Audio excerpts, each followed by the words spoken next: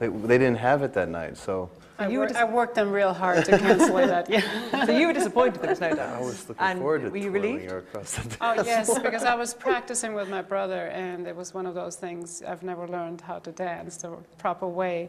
So he taught me a couple steps because he did, and it wasn't pretty. So I wasn't looking forward to that in that sense. So fate intervened really, and you didn't get to have your first dance then. Let's dance. Stiff wouldn't know what to say about Andre Agassi. And you know, there hasn't ever been a player quite like Andre Agassi. Andre Agassi, brash 21-year-old from Las Vegas. Andre!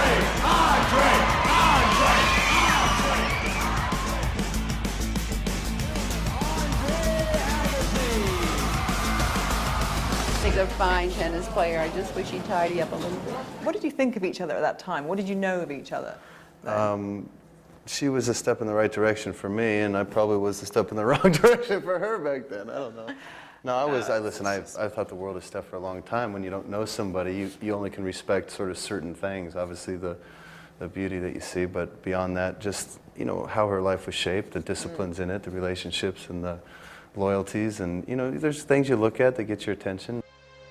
Steffi had phenomenal success throughout her 17 years as a professional. She won a staggering 107 career titles, making the sport look so easy at times. She could reduce even the biggest names to tears. Athleticism, allied with precision and power, Fräulein Forehand, as she was known, ruled on all surfaces.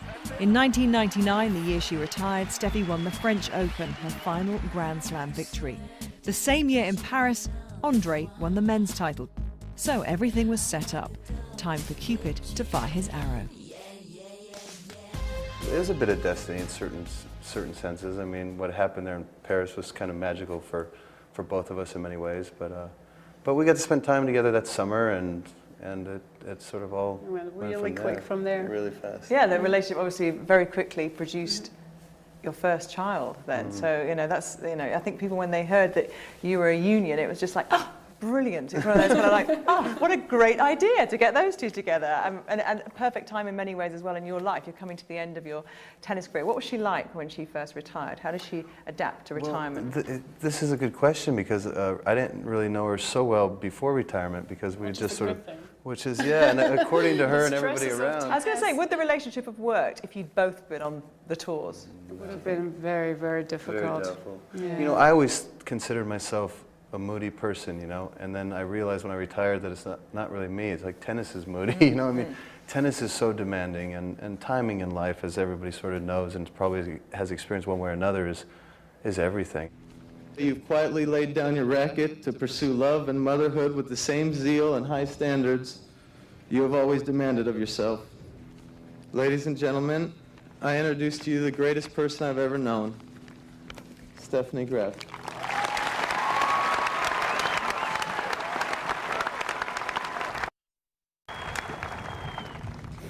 Well, I mean, not that this occasion isn't emotional enough, but to hear that you loved so much is amazing.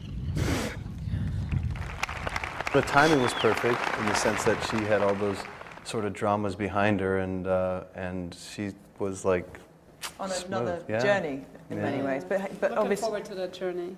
but then you had to kind of, I suppose, become part of Yeah, I didn't Andre's expect to comeback, be you know. back on the tour or the tennis circuit again. That wasn't quite in the plans for my future. One of the things about your tennis career was this kind of like roller coaster love affair with tennis, whether you loved it or whether you didn't. It's kind of like a real love-hate relationship with the sport. I think there are times you feel that way, depending on what side of the bed you wake up on. I mean, you know, it does ask a lot from you, and it does take a lot from you, but it also gives you a lot. I mean, you get to discover a lot about yourself, and you get to sort of, you know, answer questions that you didn't even know normal people don't even ask themselves.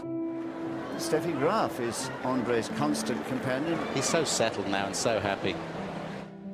After getting together in Paris, Steffi would have to get used to watching Andre play, because while she retired, he went on to win another 4 Grand Slams, taking his career total to 8. His final major came in Melbourne in 2003, the year he also became, at 33, the oldest world #1 in history. I don't know what else to say except... Somebody asking for a comment on Hey, Steffi. I don't talk about your wife. At least as far as you know. I enjoyed being there and kind of watch it from a different angle. Were you able to be there purely as his wife, or did you have to get involved with tennis? Did you kind of like, no? No, I mean, sure, there's moments where you talk about it because it's been my life, and you know, and even probably able to assess situations during a match or after a match probably better than most. So But I think just talk, but it's just nothing that. I feel like more so than things that you talk about when you know what the other one does so intimately. It's more about the things that you really don't have to say, you know. There's an understanding without having to say a whole lot, so there's a level of underlying support that you get as a result of that, which is it's pretty cool because it's not easy out there. And then when your son came along, and you know, having a son when you're playing, that must be a whole different thing to deal with as well mentally. Oh, sure. Just even getting from one tournament to another took on a whole different... The logistics. Yeah, the nights, pace and the sleep and the lack of... Did you have to have separate hotel rooms then in certain tournaments? Certain nights I would sort of be served to venture somewhere give else. you a release to go. pass.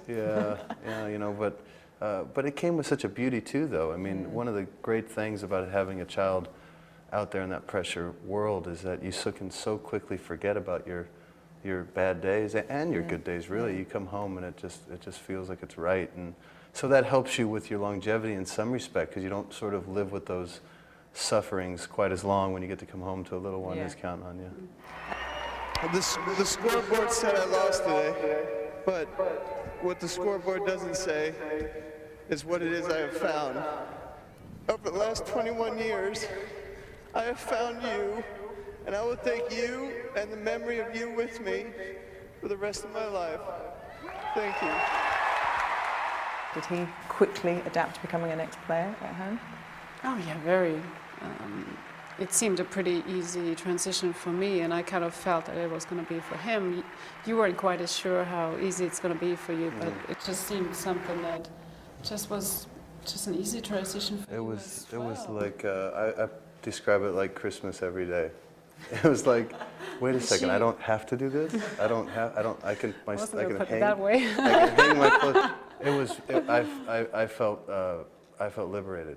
I just felt sacrifices were gone, and the stress, the emotions, the mental, the emotional, the logistical. Just always looking at your year and working backwards from some particular place you have to be. And what would drive you crazy is not the training you'd have to do, but even the times where you sort of were forced to rest. You're like, but this is the time to go out on the beach with your kids, or to do this or to do that. And you're like, well, no, can't be in the sun. You can't. You know, just all the little things that get you primed and ready to go at certain moments, and I was excited to not have to worry about any of that anymore. So everybody that knew we were coming to Vegas, they knew you grew up in Vegas, but what they hadn't banked on was that you persuaded your wife that she should live in Vegas and bring your children from Vegas. How did you manage to do that? Well, I had this strategy. I went after her mother first and got her mother to move here, and sort of brought in and talked her whole family into coming.